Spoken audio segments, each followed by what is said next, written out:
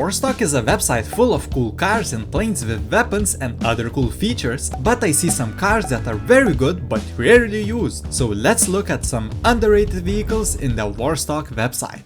A lot of people use heavily armored cars, but you rarely see the HVY Barrage. So let's look at it. The armor is not this vehicle's strong suit, and it can only withstand 14 homing rockets compared to the more popular Night Shark, which can withstand 26. But the Barrage is also faster than the Night Shark, and it also has more weapons. You can see that this vehicle has guns both on the front and the back, and they both can be changed from machine guns to miniguns, and the back one can even be changed to the grenade launcher. The turret in the middle can be turned 360 degrees and can cover all the surroundings, while the back one can only be operated in 180 degrees. There are also a lot of different upgrades that won't only make this car cooler, but with the side panels you can actually armor the two turrets so the shooters in them won't be easily shot down. The car, as mentioned before, is definitely fast and it is fun on the road, and even if you need to take it off the road, it does well that too. So it is a really great vehicle that I highly recommend to try.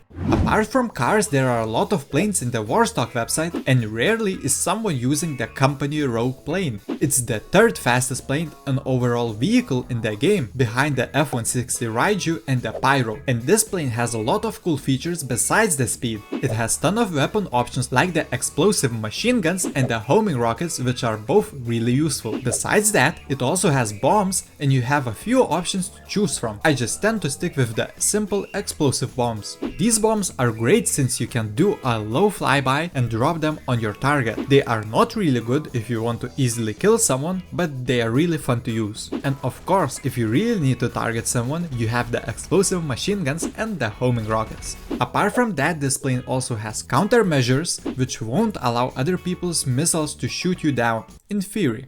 Now, this plane is not as easy to fly as other planes and takes time to get used to the jagged and quick controls. But it can carry two people, so you can also bring a buddy along with you on the flight or bring that buddy together with you into the afterlife. And it is also relatively easy to land, so you can land in the city or anywhere you want without too much effort.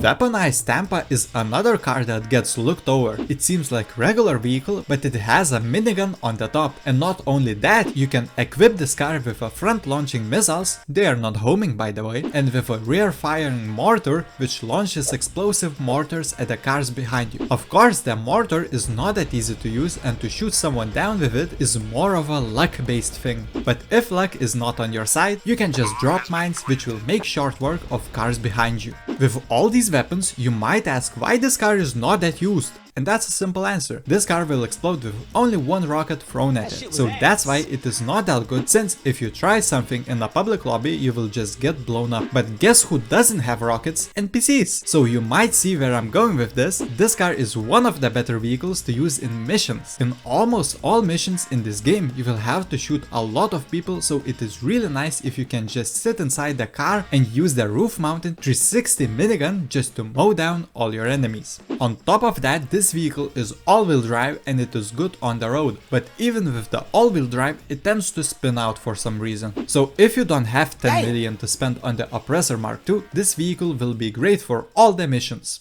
When someone thinks of a tank, they think about Kanjali or the older Rhino tank, but everyone forgets the APC tank. APC tank is as armored as the Kanjali, withstanding 8 homing rockets or 4 tank cannon rounds. The APC is also 21 miles per hour faster than the Kanjali tank. On top of that, literally on top of the APC, you can change the main gun to SAM battery, and it quickly launches rockets which are as powerful as the main gun at anyone you want. Just be sparing with it, since the tank only carries 60 rockets, and after that you will have to return to your garage. Only drawback is that the gun on the top is only controlled by the passenger, but there is a workaround to this issue. When the APC is stopped, you can hold H on the keyboard to quickly switch to the passenger seat, and then shoot the gun. You sadly can't shoot the gun while you are driving, so if someone is chasing you, you will have to stop or use the proximity mines, which you can drop behind you to blow up whoever is chasing you. So there is more steps to use this tank, but you are also faster than any tank in the game, so you can quickly stop to do the business that needs to be done and quickly drive out of there. Additionally, the APC is also amphibious and can swim. When you are in the water, you will still be able to use the gun, and the APC is not all that slow in the water too.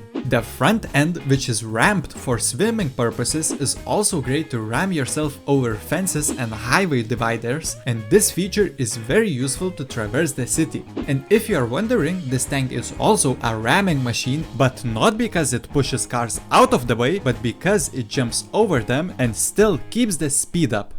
Having a car that can withstand a lot of homing rockets is great in the online lobbies, and JoBuilt Hauler Custom is not everyone's first choice. The Hauler Custom can withstand an insane 69 homing rockets, and if you're wondering, Phantom Custom can withstand the same.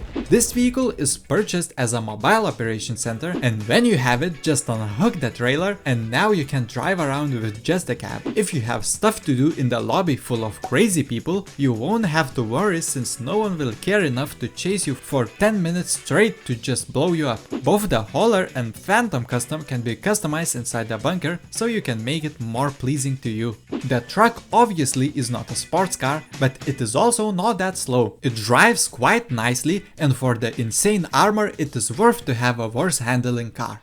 And last but definitely not the least is another JoBuilt truck, and it is none other than the Phantom Wedge. When people want to throw cars in the air, the first choice might be the Ram buggy, but let me convince you that the Phantom Wedge is better. The Phantom Wedge is cheaper than the Ram buggy, and although it is a bit slower, it is way heavier, which is really good for throwing heavy cars out of the way. You can not only launch regular cars, but you can also launch heavy trucks in the air. On top of that, you can hook on a trailer like your mobile operations center and tow it around, which will make the whole unit heavier and will be better to throw cars around. Also, if you hook on the mobile operations center on the back, you gain armor, since if people will chase you and want to blow you up, they will most likely hit a big trailer, and that trailer can withstand 20 homing rockets compared to the Phantom Wedge, which will blow up on the first hit. Bonus use of the Phantom Wedge is for Cayo Perico heist setup. If you choose the longboat entry, you will have to steal a longboat from the police station, and it will be much easier to spawn in the Phantom Wedge than to go across the map to find a truck to use. When you steal the boat, cops will be all over you, and it will be much easier to go to the drop-off point, since you can launch the police cars and police blockades out of the way. If you are wondering where the Phantom Wedge lives, you will be able to find it in your vehicle warehouse, and just go to the secret lower level. Sadly, even though it is in a garage, you won't be able to upgrade it, so that is probably the only drawback. These were the vehicles I highly suggest checking out. Maybe you have other vehicles in mind which are underrated. If you like the video, please subscribe, and as always, I will see you lovely people in the next one. Have a wonderful day.